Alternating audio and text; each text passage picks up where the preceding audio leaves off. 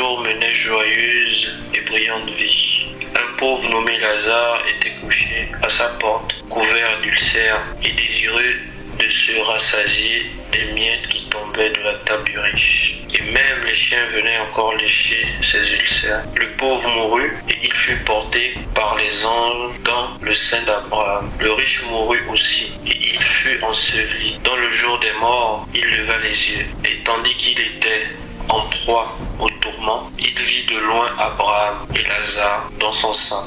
Il s'écria: Père d'Abraham, aie pitié de moi et envoie Lazare pour qu'il trempe le bout de son doigt dans l'eau et me rafraîchisse la langue, car je souffre cruellement dans cette flamme. Abraham répondit: Mon enfant, souviens-toi que tu as reçu tes biens pendant ta vie et que Lazare a eu les maux pendant la sienne. Maintenant, il est ici consolé et toi tu souffres. D'ailleurs, il y a entre nous et vous un grand abîme, afin que ceux qui voudraient passer d'ici vers vous ou de là vers nous ne puissent le faire. Le riche dit: Je te prie donc, père d'Abraham, d'envoyer Lazare dans la maison de mon père, car j'ai 5 frères. C'est pour qu'il leur atteste ces choses, afin qu'ils ne viennent pas aussi dans ce lieu de tourment. Abraham répondit: Ils ont Moïse et les prophètes qui les écoutent. Et il dit: Non, père Abraham, mais si quelqu'un des morts va vers eux, ils se repentiront. Et Abraham lui dit: S'ils n'écoutent pas Moïse et les prophètes, ils ne se laisseront pas persuader quand même quelqu'un des morts ressusciterait. Amen. Amen. Voilà. Donc, ici c'est l'histoire de Lazare et du riche. Le riche, il menait brillante, joyeuse vie. Et il était dans le luxe, il a joui de tous les biens. En tout cas, il avait beaucoup de biens, et il organisait des festins. Et Lazare était un pauvre qui était justement aux portes du riche et qui désirait manger même les miettes qui tombent de sa table. Ouais. Et l'Écriture nous dit que Lazare, il a vécu des maux terribles durant sa vie et non seulement il désirait se rassasier des miettes qui tombaient de la table du riche, mais les chiens venaient même lécher ses ulcères. Il était même malade. 1, il était pauvre. 2, il était malade. 3, les chiens venaient même... Ça veut dire quoi? Ça veut dire qu'il n'avait ni maison. 1, regardez Lazare, il n'avait ni maison, ni richesse, ni santé, ni bonne santé. Il était malade. Et en plus de cela, une telle pauvreté que même les chiens viennent lécher même tes ulcères, c'est compliqué. Abandonné de tout, s'il n'est pas la famille, il était seul. Donc imaginez, ça c'est le pire des hommes. Quand on regarde comme ça, on dit mais qui t'a maudit? Tu es vraiment maudit. Toi, tu es maudit. Tu n'as pas de maison, tu n'as pas d'amis, tu n'as pas de famille, tu es malade, tu es pauvre, tu es couché. Les chiens viennent encore même lécher les blessures de tes ulcères. Vous voyez? Il avait une seule chose, le Seigneur. Il avait une seule chose, l'espérance dans les paroles, dans la promesse d'Abraham. C'est juste ça qu'il avait. Mais il n'avait rien. Il a vécu des maux terribles sur la terre et il n'avait que son espérance. Mais le riche, il a mené brillante et joyeuse vie. Il avait tout. Il avait la bonne santé, il avait les richesses, il avait le contraire que tout ce que l'autre n'avait pas, il avait. Il avait même la bonne santé. Vous voyez? Mais il n'avait pas l'espérance par rapport au salut. Il n'avait pas cela. Mais quand il meurt, la réalité s'inverse. C'est-à-dire que celui qui était dans le tourment, celui qui était dans la solitude, il retrouve un père, c'est-à-dire Abraham, dans le sein d'Abraham. Quand il était dans le sein d'Abraham, lui retrouve un père. Il retrouve des frères, parce qu'Abraham n'est pas seul, en vérité. Vous voyez? Il est avec tous les fils d'Abraham. Il retrouve un père, il retrouve des frères. Il retrouve la bonne santé, il retrouve la consolation parce qu'il avait l'espérance. Mais lui qui est mort sans espérance, il se retrouve seul, en proie aux flammes. Il désire même que Lazare mette simplement son doigt dans de l'eau pour rafraîchir sa langue. Il est dans les flammes, c'est terrible, dans un feu, un lieu de tourment, nous dit l'Écriture. Il est tourmenté, il est tellement tourmenté, frère, que il va commencer à intercéder pour les vivants, pour ses frères, pour ses 5 frères qu'il a laissés dans la maison de son père. Donc ici c'est juste pour dire, il y aura toujours dans cette vie Le Seigneur fait grâce aux uns aux autres. Dieu a, pour la richesse, on ne vient pas à la foi pour devenir riche. Non. Ce n'est pas pour ça, devenir riche physiquement. Jésus est mort pour nous sauver du péché et de la colère à venir. Et cette colère à venir, là, vous voyez comment elle commence à se manifester dans la vie de l'homme riche. Dès la mort, dès qu'il est mort, on l'a directement pris. On l'a transporté directement dans le lieu de tourment. Dès que Lazare est mort, on l'a transporté directement dans le sein d'Abraham. Ça, c'est avant la manifestation de la résurrection de Jésus. Vous voyez? Donc, il y avait ces deux lieux-là. Ces deux lieux-là se trouvaient dans le séjour des morts. Dans le séjour des morts, il y avait deux lieux. Un lieu qu'on appelait le sein d'Abraham, là où Abraham était avec tous ceux qui avaient la foi en Jésus-Christ, qui attendaient Christ. Et il y avait aussi un autre lieu qu'on appelait le lieu de tourment, ou qu'on appelle le lieu de tourment. Vous voyez? Donc, sur la terre, il y aura toujours les pauvres. Il y aura toujours la pauvreté, il y aura toujours les maladies, il y aura toujours la solitude, il y aura toujours en fait, différents maux. Mais au-delà de tout ça, il y a quelque chose que les hommes, qu'ils soient riches ou qu'ils soient pauvres, ne doivent pas rater. C'est l'espérance en la résurrection, l'espérance du salut, la foi en celui qui est mort et ressuscité. Parce que si tu meurs sans l'espérance, si tu meurs sans la foi, si tu meurs sans l'amour de Dieu, ben c'est fini pour toi.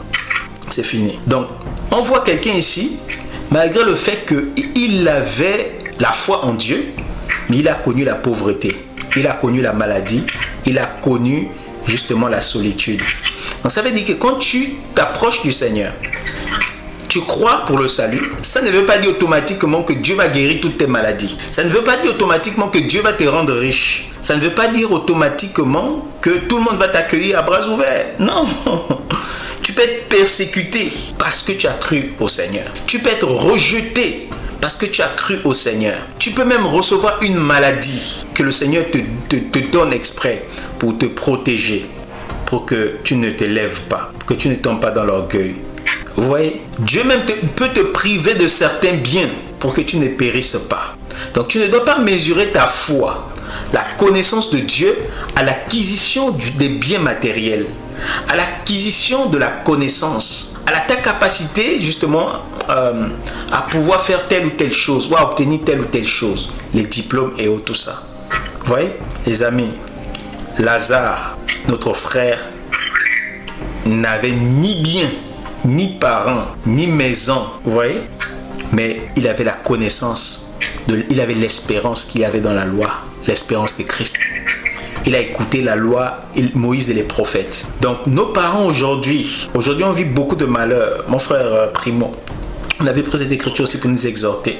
Quand les parents sont encore en vie, c'est là où il faut les présenter du Seigneur. Nous-mêmes, quand nous sommes en vie, c'est là où il faut nous attacher au Seigneur.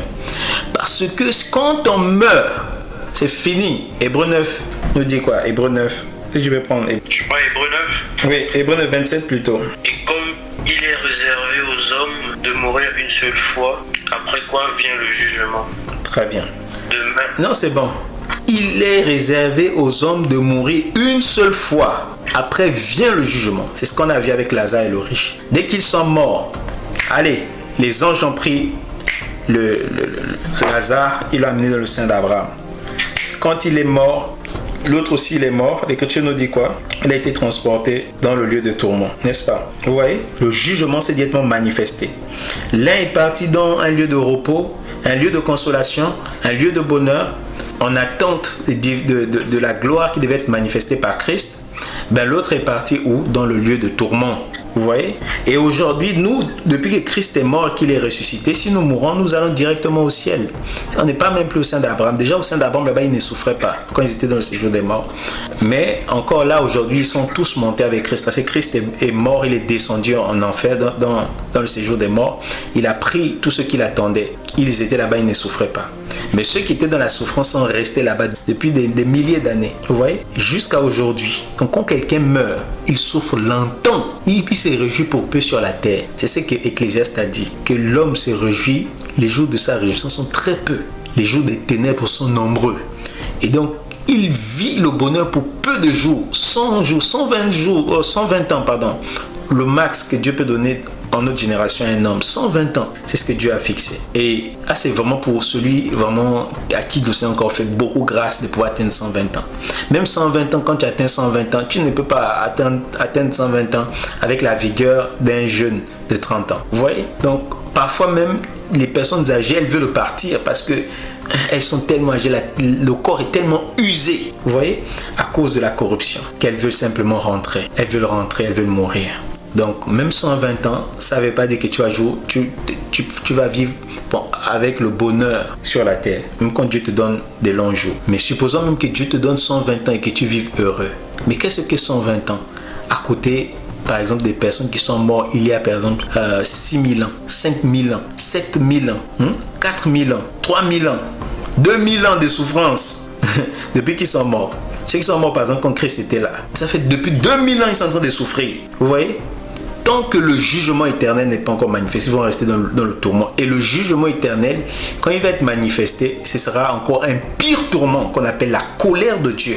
Là, c'est terrible. Ça, c'est la manifestation. Ce sera la manifestation de la colère de Dieu. Ce sera un autre niveau de tourment, un autre niveau de souffrance que Dieu a destiné pour Satan, pas seulement pour Satan, mais pour tous ceux qui font la volonté de Satan et qui vivent comme des démons sur la terre en s'attachant au péché et à l'iniquité. Les amis, c'est pourquoi aimons le Seigneur, attachons-nous à sa parole, la parole de sa grâce. Si le Seigneur nous a donné, gloire à Dieu. S'il ne nous a pas donné, gloire à Dieu, gardons l'espérance. Que les choses de cette vie ne nous fassent pas abandonner notre espérance. Oh Père Abraham, demande à Lazare de venir, de tremper son doigt et de venir me rafraîchir la langue. Abraham dit, pendant que tu étais sur la terre, tu as vécu des jours heureux. Lazare, il est ici consolé. Mais toi, tu souffres maintenant. Vous voyez? Ah les amis, ne nous lassons pas de faire le bien. Si cet homme riche-là avait pris la peine d'accueillir Lazare chez lui, Dieu a fait le riche et le pauvre pour que le pauvre soit aidé par le riche, que le riche aide le pauvre, mais le pauvre aussi a quelque chose à donner au riche, les amis. Vous voyez? Jésus-Christ, quand il est venu, s'est fait pauvre, mais les gens qu'il accueillait chez eux là, chez lui, regardez Zachée. Zachée, c'était un riche, mais il a accueilli Jésus chez lui. Jésus, l'Écriture dit qu'il s'est fait pauvre. Il avait besoin de rien, le Seigneur, il pouvait faire. Voilà, les anges pouvaient le servir, mais néanmoins, il marchait comme n'ayant rien. Il dit que le Fils de l'homme n'a pas d'endroit où reposer sa tête. Vous avez vu Jésus avec une maison? Non. Vous avez vu Jésus avec un cheval? Avec des chars, des chevaux? Non. Il n'avait rien, le Fils de l'homme. Quoi qu'il était, il est propriétaire de tout. Vous voyez? Donc, lui qui vient, il venait comme ça là. Mais les riches qui étaient sensibles, comme Zachée. Bon, bien sûr, c'est le Seigneur qui a dit Zachée, je vais demeurer chez toi. Mais Zachée l'a accueilli. Et quand Zachée accueille Jésus, Jésus qui n'avait rien, mais Jésus vient même encore avec 12 bouches à nourrir. Mais Zachée l'a accueilli. Et quand Zachée l'accueille, les amis, Jésus avait quelque chose que Zachée n'avait pas. La vie éternelle. Vous voyez? Zachée, quand Jésus a ouvert la bouche dans la maison de Zachée, Zachée a cru à l'évangile. Le Seigneur a dit, le salut est entré dans cette maison. Donc si cet homme riche-là avait eu la peine de regarder le pauvre qui était à côté de sa maison, qui n'avait rien, qui était malade, dit que je vais m'occuper de lui, je vais le faire rentrer dans ma maison, je vais l'amener prendre des soins et autres. Ce pauvre-là avait quelque chose dans sa bouche qu'il devait partager à cet homme riche, c'était l'espérance, c'était la bénédiction de Dieu. Vous voyez? C'est comme ça que les gens ils passent à côté de la bénédiction du Seigneur. Le Seigneur visite des personnes. L'homme riche il peut se dire, oh mais Dieu, quand m'as-tu visité? Mais Dieu était là. Il était caché dans la bouche de cet homme. Parce que cet homme n'avait que l'espérance dans le Seigneur. C'est tout. Et donc ce qu'il ne pouvait partager à cet homme, ce n'était que son espérance. Mais cet homme n'a pas fait cas de ce pauvre qui cherchait à manger, se rassasier des miettes de sa table. Vous voyez, parfois notre hospitalité, parfois notre amour pour les autres nous amène à rentrer dans ce que Dieu a préparé pour nous, dans ce que Dieu veut nous donner. Et il y en a qui périssent parce que Dieu leur envoie des messagers. Ils veulent voir la voix de Dieu descendre. Oh mon fils, repens-toi, repens-toi. Non frère, tu ne vas pas forcément entendre Dieu comme ça. Dieu va se révéler à toi au travers les gens qu'il met autour de toi. Le Seigneur va t'appeler à la repentance, à l'obéissance, à la soumission à sa parole. Mais toi, tu vas prendre les gens là pour des individus, tu vas même les mépriser. Mais tu ne sais pas que c'est le Seigneur qui t'a déjà visité. Faisons attention. Le Seigneur, il est mystérieux. C'est comme les paroles du Seigneur que nous entendons. Nous devons les recevoir comme la parole de Dieu, pas la parole d'un homme. et avoir la crainte de la parole du Seigneur. Se soumettre à la parole de Dieu. Cet homme prie, il dit, oh Père Abraham, j'ai 5 frères dans la maison de mon père. Veuille envoyer quelqu'un pour qu'il puisse croire et qu'il ne vienne pas me trouver dans ce lieu de tourment. Il est devenu intercesseur. Cet homme-là qui n'avait égard que pour lui-même. Maintenant, il commence déjà à penser aux autres, mais c'est trop tard. Abraham lui dit quelque chose de très puissant et de très glorieux. Abraham lui dit qu'ils ont Moïse et les prophètes. Donc, pendant que nous sommes ici, regardez, quand Abraham lui dit ils ont Moïse et les prophètes, au jour de Lazare et du riche, Moïse était déjà mort. Les prophètes étaient déjà morts. Quand il dit ils ont Moïse et les prophètes, ils ont la loi de Moïse et ils ont les livres prophétiques. Il y a des messagers, il y a des gens qui prêchent ça. C'est-à-dire que s'ils n'écoutent pas Moïse et les prophètes, c'est la loi et le témoignage. Et ça, la loi et le témoignage, ça rend témoignage de Jésus. Jésus a dit, voici qui est écrit dans la loi, dans les prophètes et dans les psaumes, que le Fils de l'homme devait justement souffrir, qu'il devait mourir et ressusciter, et qu'on annoncerait en son nom la repentance et le pardon des péchés, en commençant par Jérusalem. Il le dit dans Luc chapitre 24, à partir du verset 44, même en descend. Vous voyez, en descendant. Donc le Seigneur dit que la loi et les prophètes parlaient de lui, principalement, de son témoignage, de sa mort, de ses souffrances, sa résurrection. Donc, Abraham disait à cet homme riche, ils ont Moïse et les prophètes. Ils n'écoutent pas Moïse et les prophètes, ben, ils ne peuvent pas écouter, tant même quand quelqu'un ressuscitera des morts. Et il y a cet homme-là, il a crié, oh Père Abraham, s'il te plaît, envoie quelqu'un. Il cherchait quelqu'un qui ressuscite des morts et qui puisse annoncer l'évangile à ses 5 frères. Vous voyez? Mais en son temps, il n'a pas obtenu gain de cause. Abraham lui a dit, tu as Moïse, ils ont Moïse et les prophètes. S'ils n'entendent pas les messagers qui sonnent la trompette en Israël, qui dit répentez-vous, revenez au Seigneur. Dieu a promis le salut par son Fils qui va venir, qui va visiter la terre, qui va marcher à Jérusalem, la ville du grand roi, son marchepied. Vous voyez, repentez-vous. Ésaïe a dit, qui a cru à notre prédication, à qui le bras de l'Éternel s'est-il révélé? Il s'est levé au milieu de nous comme une faible plante. Ils avaient ça, ils lisaient ça, mais ils ne se repentaient pas. Ils vivaient comme ils voulaient. Mais nous, par la grâce de Dieu, la requête que cet homme a fait en enfer, en disant, envoie quelqu'un qui ressuscite des morts pour annoncer, alors ils vont croire. Mais Abraham dit, mais s'ils ne croient pas déjà à Moïse et les prophètes, même si quelqu'un ressuscite d'entre les morts, ils ne vont pas croire. Et c'est ça le monde aujourd'hui. Parce qu'aujourd'hui, il y a quelqu'un qui est allé en enfer. Il est ressuscité d'entre les morts. Mais est-ce que le monde croit pour cela? C'est ce qu'Abraham a dit, que même si quelqu'un ressuscite d'entre les morts, même si quelqu'un est venu en enfer, qu'il est ressuscité, ils ne vont pas croire. Or, aujourd'hui, nous avons celui qui est descendu dans les régions inférieures, qui a pris les clés de la mort, les clés du séjour des morts. Et il est sorti victorieux, le roi des rois et le seigneur des seigneurs. Alléluia, ressuscité d'entre les morts le 3e jour et annonce à toutes les nations qu'elles aient à se repentir. Parce que Dieu a fixé un jour où il jugera le monde, selon qu'il a donné à tous une preuve certaine en ressuscitant Christ d'entre les morts. Mais est-ce que les hommes veulent se repentir?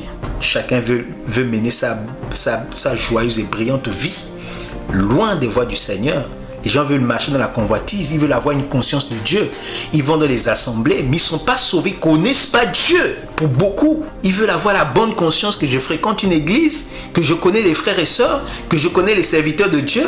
Mais beaucoup des serviteurs de Dieu, eux-mêmes, ils ne sont pas sauvés. Je vous envoyais un témoignage dans le groupe. C'était un pasteur. Il prêchait Jésus, il prêchait l'amour, mais il ne connaissait pas Dieu. Les amis, la connaissance du Seigneur, elle est authentique, elle doit être individuelle et elle se traduit par l'obéissance et la soumission à sa volonté. Le Seigneur n'est pas dans les sentiments humains. C'est pas parce que tu dis Seigneur, tu pries même, tu jeûnes même, non, les amis, si on ne connaît pas le Seigneur, le Seigneur en ce jour, il n'aura pas froid aux yeux pour nous dire, je ne vous ai jamais connu, vous qui pratiquez l'iniquité. Les amis, aimons notre Seigneur. Il est bon.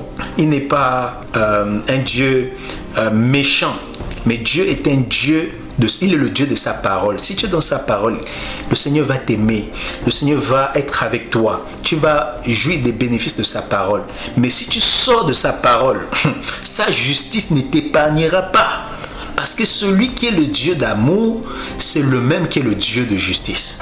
Celui qui est le Dieu de la miséricorde et qui sauve et qui secourt, qui délivre, c'est le même qui est le Dieu de la justice, du jugement, de la vengeance sur ses ennemis, ceux qui s'éloignent de son chemin, de sa volonté. Voyons comment Dieu est saint. Voyons comment notre Père est à la fois amour et juste. Marchons dans cet équilibre. Ne nous détournons ni à gauche ni à droite.